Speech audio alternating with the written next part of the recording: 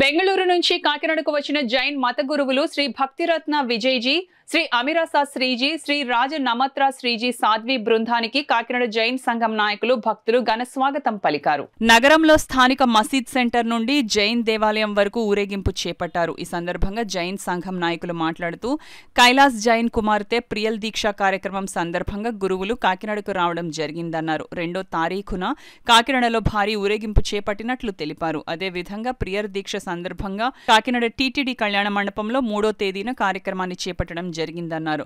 గురువుల సమక్షంలో ప్రియల్ దీక్ష తీసుకోవడం జరుగుతుందని తెలిపారు. ఈ కార్యక్రమంలో అధిక సంఖ్యలో జైన్ సంఘం సభ్యులు, భక్తులు తదితరులు పాల్గొన్నారు.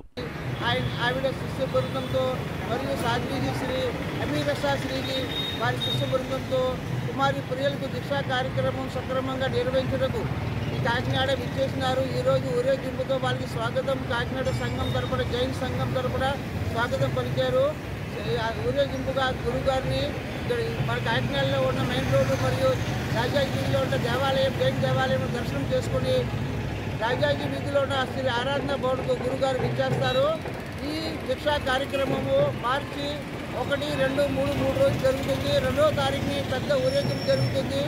3వ తారీఖు దీక్షా కార్యక్రమం టీటీడీ కళ్యాణ మండపంలో ఈ కార్యక్రమం మొత్తం జరుగుతుంది.